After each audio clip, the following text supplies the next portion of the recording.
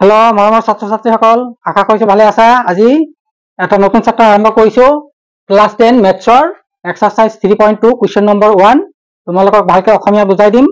যদি চেনেলটোত নতুন আহিছা চেনেলটো সাবস্ক্ৰাইব কৰি লবা, কাৰণ এই চেনেলটোত ৰেগুলাৰ তোমালোকক ক্লাস 10 ৰ মেথছবোৰ মই দি আছো। হিন্দী মিডিয়ামত অলৰেডি বহুত দিয়া আছে, তোমালোকে সেইবিলাক চালেও আৰামছে বুজি পাবা। গতিকে সেইবিলাকো তোমালোকে চাবা, আৰু তোমালোকে অসমীয়া মিডিয়ামত ভাল পোৱা নে হিন্দী মিডিয়ামত ভাল পোৱা কমেন্ট কৰি জনাবা। আজি তোমালোকক क्वेश्चन नम्बर 1 प्रश्न मैं बुझाई दिम। तलर समस्याबूर रैखिक समीकरण गठन कर लैखिक पद्धतिरे समाधान करा। गतिके दुटा चलकयुक्त रैखिक समीकरण समाधान पद्धति दुटा आछे, एटा आछे बीजीय पद्धति, एटा आछे लैखिक पद्धति।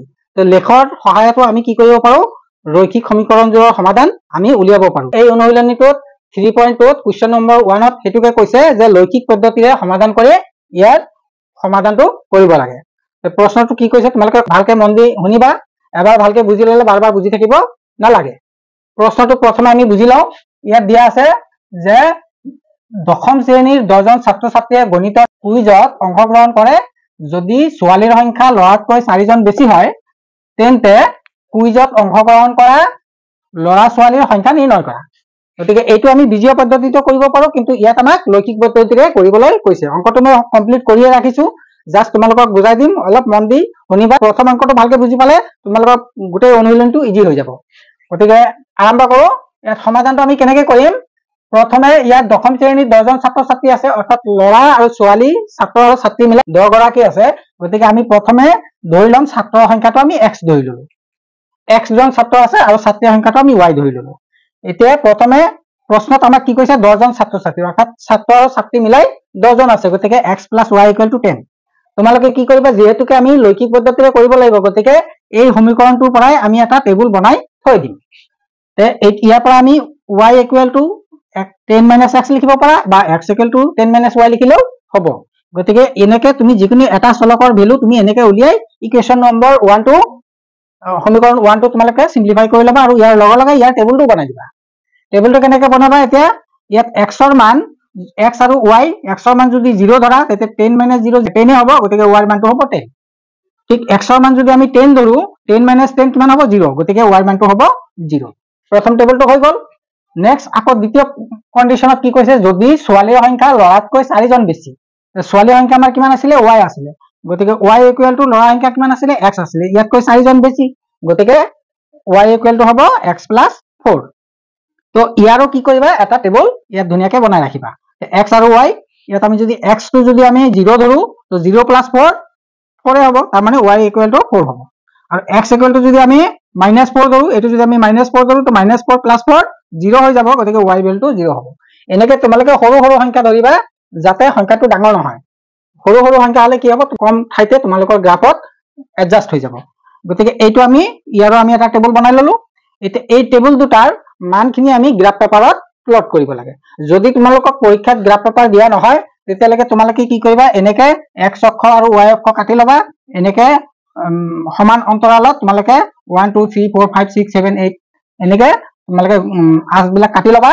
ইয়াত চাবা তোমালোকৰ মেক্সিমাম নাম্বাৰ কিমান আছে? 10 আছে। গতিকে মই 10 লৈকে কাটি লৈছো। ঠিক আছে, মেক্সিমাম নাম্বাৰটো ইয়াত চাবা, টেবুলটোত মেক্সিমাম নাম্বাৰ কোনটো আছে তো মিনিমাম সিমানটা ঘৰ বনাই লবা, তোমালোকৰ গ্ৰাফত এডজাস্ট হৈ যাব। এতিয়া আমি এইফালেও আমি ধৰি লৈছো, এইফালে আমি 10 ঘৰ বনাই লৈছো। এতিয়া আমি এই মানখিনি ইয়াত আমি কি কৰিব লাগিব, মানখিনি আমি সংস্থাপন কৰিব লাগিব। এতিয়া প্ৰথম সমীকৰণটো কি আছে? 0 10। গতিকে এইটো আমি 0 ধৰিছো, এইটো x অক্ষ, এইফালে প্লাস হ'ব, এইফালে মাইনাস হলে এইফালে আহিবা। এইটো y অক্ষ, এই 0 পৰা ওপৰ ফালে গলে প্লাস, তলফালে গলে মাইনাসৰ মানবিলাক তলফালে যাব।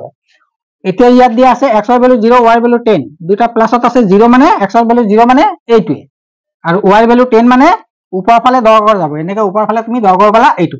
এই a পইণ্টটো হ'ল তোমাৰ এইটো 0 10। তোমালোকে ইয়াত ব্ৰেকেটত লিখি দিব পাৰা এনেকে 0 10, এইটো প্ৰথম বিন্দুটো আমি বহাই ললো। নেক্সট আমি কি কৰিম, 10 0। 10 0 টো এইফালৰ পৰা 10 ঘৰ যাব, এইফালে 10 মই লিখি লৈছো। গতিকে এইটো হ'ব 10 0 0 মানে x y ভ্যালু ওপৰ ফালেও নাযায় তলফালেও নাযায়। গতিকে এই বিন্দুটো হ'ব, এইটো বিন্দু হ'ব b। তোমালোকে ব্ৰেকেটত স্থানাংকবিলাক লিখি দিবা যেতিয়া অংক বহিত কৰিবা। তাৰ পিছত কি কৰিবা, এই বিন্দু দুটাৰ মাজেৰে ৰেখাডাল এনেকে জইন কৰি দিবা, এনেকে এডাল সৰল ৰেখা পাই যাবা। গতিকে এই যিডাল ৰেখা পালা তোমাৰ ab ৰেখাডালে হ'ল তোমাৰ প্ৰথম সমীকৰণৰ লেখ।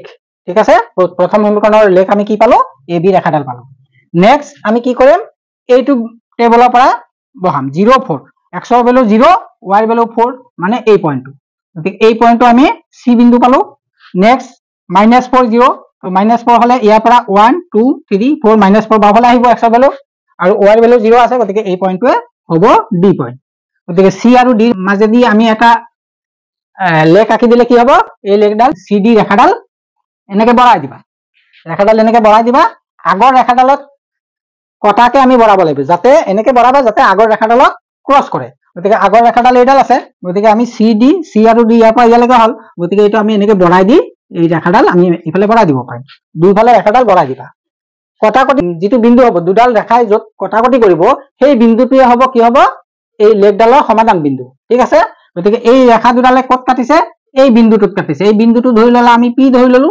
এতিয়া আমি এই বিন্দুটোৰ স্থানাংক কিমান হ'ব আমি কেনেকৈ হিসাব কৰিম এই 0 ৰ পৰা চাবা 0 ৰ পৰা এফালে কেই গৰ গৈছে 1 2 3 এফালে 3 তাৰ মানে x ৰ ভ্যালু 3 আৰু ওপৰ ফালে কেই গৰ গৈছে 1 2 3 4 5 6 7 তাৰ মানে y ৰ ভ্যালু 7 এই বিন্দুটোৰ স্থানাংক হ'ব 3 7 গতিকে ইয়াৰ পৰা আমি গম পালো যে এই বিন্দুটোৱে যত কটাকটি কৰিব সেই বিন্দুটো হ'ব এই লেখডালৰ সমাধান অৰ্থাৎ x ৰ ভ্যালু 3 y ৰ ভ্যালু 7 x ৰ ভ্যালু 3 মানে লৰা সংখ্যা 3 ছোৱালীৰ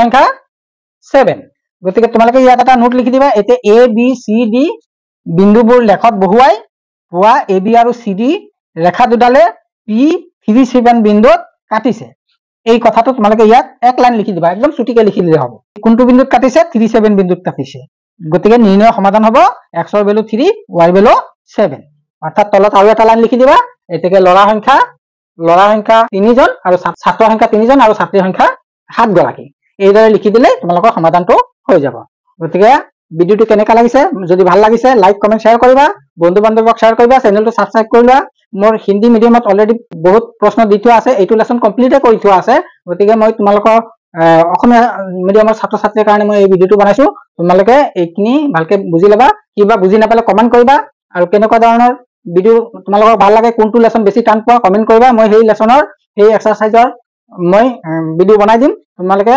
আৰামত একদম সহজ ভাষাত বুজাই দিম তোমালোকে আৰামত ঘৰত বহি বুজি পাবা আৰু গোটেই চেপ্টাৰটো মই A to Z তোমালোকক শিকাম তোমালোকে যদি সাপোৰ্ট কৰা মই সম্পূৰ্ণ কিতাপ কমপ্লিট তোমালোকক কৰাই দিম গতিকে আজিলৈ মানে পিছত লগ পাম নেক্সট ভিডিওত তেতিয়ালৈকে সকলোকে ধন্যবাদ থ্যাংক ইউ ভেৰি মাচ আৰু তোমালোকে এইদৰে 2 নম্বৰ প্ৰশ্নটো কৰি চাবা যদি তোমালোকে কৰিব নোৱাৰা কমেন্ট কৰিবা মই তোমালোকক হেতু ভিডিও কৰাই দিম তো 2 নম্বৰটো একেই তোমালোকে 2 নম্বৰটো ট্ৰাই কৰি চাবা যদি টান পোৱা বুজি নোপোৱা আৰু যদি ভালকে বুজাব লাগে তোমালোকে কমেন্ট কৰিবা মই 2 নম্বৰ ভিডিওটো কৰাই দিম